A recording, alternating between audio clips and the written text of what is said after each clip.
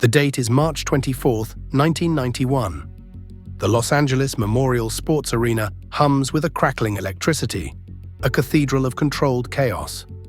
On this night, WrestleMania VII, the very zenith of sports entertainment, is underway.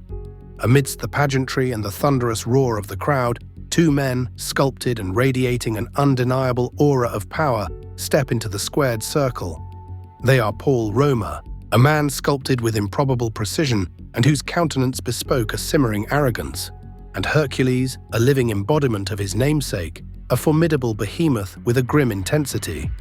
Together, they are power and glory, and they stand on the precipice of what appears to be an ascendancy. Their opponents are the Legion of Doom, Animal and Hawk, a tandem of unparalleled ferocity whose spiked shoulder pads and painted faces struck fear into the hearts of mere mortals. The bell rings and the air thickens with anticipation, the clash of titans imminent. But what unfolds is not a protracted struggle, not a test of endurance, but a sudden, brutal, and almost clinical dismantling. In a mere 59 seconds, the Legion of Doom executes their signature, devastating maneuver, the Doomsday Device, on Paul Roma. Animal covers him, and the referee's hand slaps the mat 3 times. Just like that, the bright burning flame of power and glory, seemingly poised to illuminate the Federation's tag team division, flickered and, in essence, disappeared. They were on the grandest stage with so much promise, only to be utterly, unequivocally buried. Why did Vince McMahon, the architect of this vast theatrical empire, orchestrate such a swift and decisive end for a team that possessed the look, the athleticism, and the undeniable potential for greatness? This is the perplexing narrative we shall unravel, a tale of ambition, of perception, and of the enigmatic whims of a singular visionary.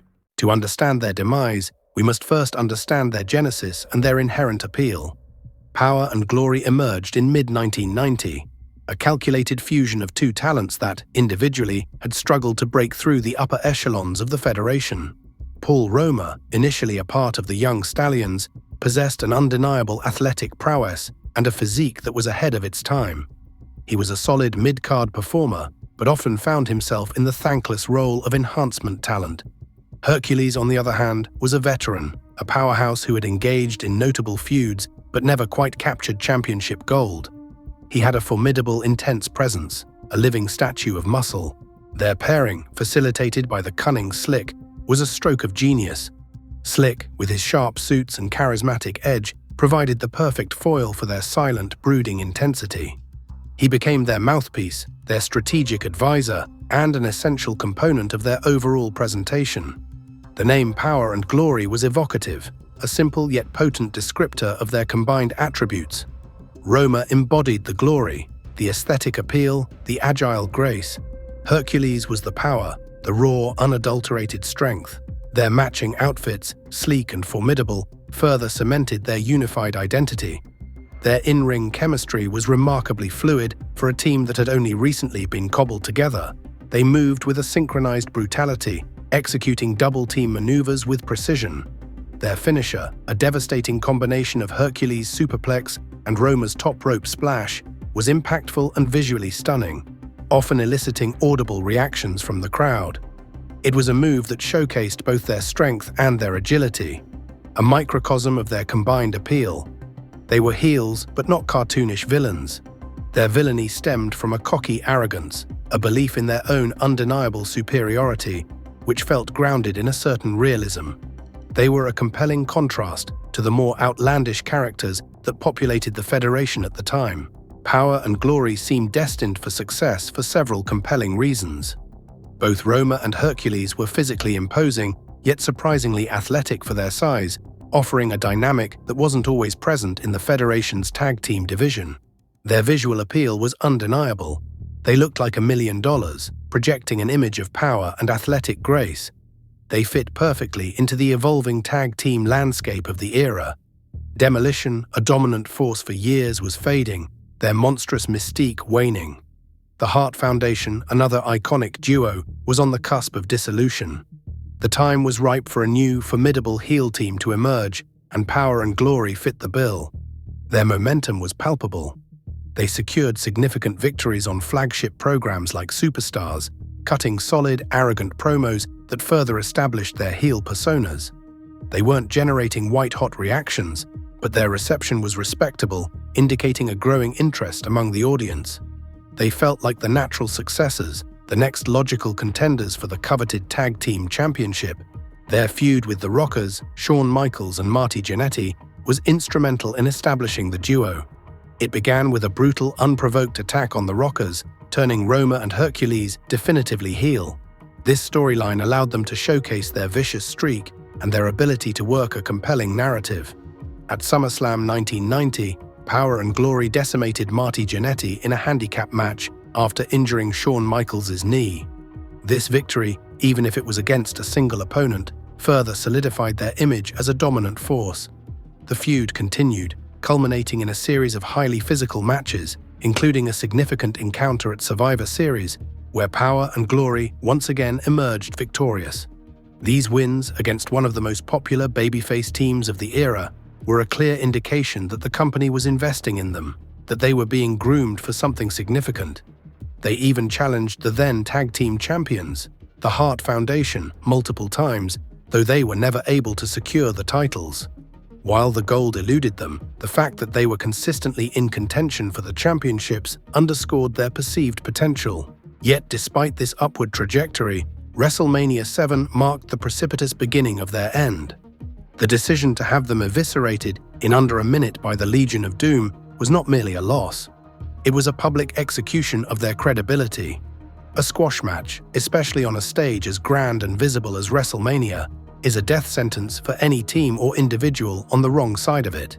It communicates in no uncertain terms that the company has no further plans for them.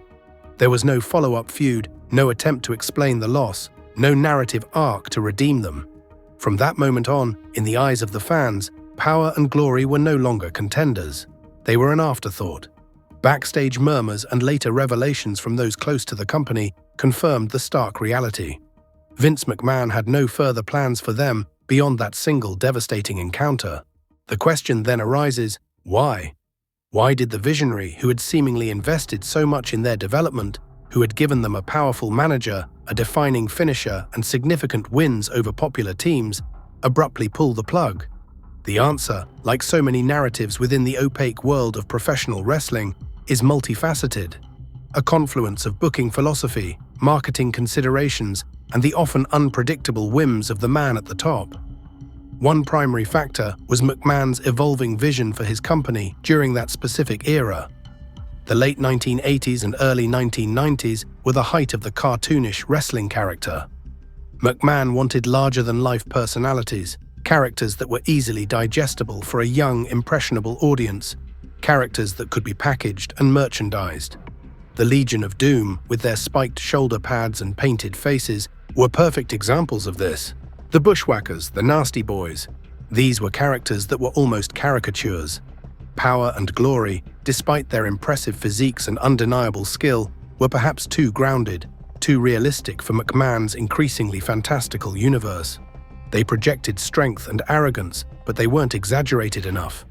Slick provided some flair, but the team itself lacked that over-the-top, almost cartoonish element that Vince craved for his marketable stars. They looked like professional athletes, not comic book superheroes, and in that era, the latter was often preferred. This leads directly to the second crucial factor: merchandising. The Federation machine was, and remains, a merchandising behemoth. Toys, t-shirts, action figures, these were significant revenue streams. The most successful characters were those that translated easily into marketable products. The Legion of Doom had their spikes and paint. The Hart Foundation had their signature pink and black gear and sunglasses. The Nasty Boys had their wild, street-brawling aesthetic. What was the unique hook for Power and Glory that kids could latch onto? They looked great, they were powerful, but they lacked that distinct, toy-friendly visual identity. Their strength and glory, while impressive in the ring, didn't translate into a compelling toy line. In McMahon's business model, if you couldn't be easily commoditized, your shelf life might be inherently limited. Locker room politics and perception also played an undeniable role. While Paul Roma was a talented athlete, he was largely perceived within the company as a mid-carder at best. He had a good look, but perhaps not the it factor that McMahon sought in his main event players. Hercules, though respected for his longevity and power, was aging and not viewed as a long-term investment or a future main eventer.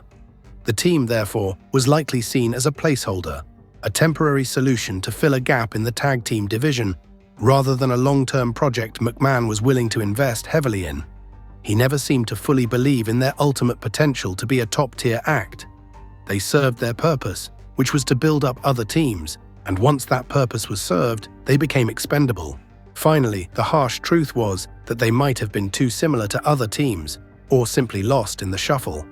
The Federation roster was deep, and the tag team division, while in transition, still featured a variety of acts. Power and Glory, while good, might not have stood out enough in a sea of distinct personalities. They weren't bad by any stretch, they were simply not prioritized. In the cutthroat world of the Federation, simply being good was rarely enough. You had to be extraordinary, or at the very least exceptionally unique. After the ignominious defeat at WrestleMania VII, the writing was on the wall. Power and Glory rapidly lost television time, their appearances becoming increasingly sporadic. They were relegated to putting over other teams, their role shifting from contenders to enhancement talent themselves. Their final pay-per-view appearance, a symbolic curtain call, came at SummerSlam 1991, where they joined the Warlord in a forgettable loss to Steamboat, Von Erich, and Davey Boy Smith, signaling the quiet end of Power and Glory. Shortly thereafter, without any fanfare, without a definitive breakup angle, the team quietly disbanded. Hercules remained with the company for a few more months before departing, while Paul Roma re-emerged in World Championship Wrestling, notably as a member of the Four Horsemen, an ironic twist given his perceived status in the Federation. There was no farewell, no dramatic ending, no resolution to their story. They were simply gone, a footnote in the annals of Federation history.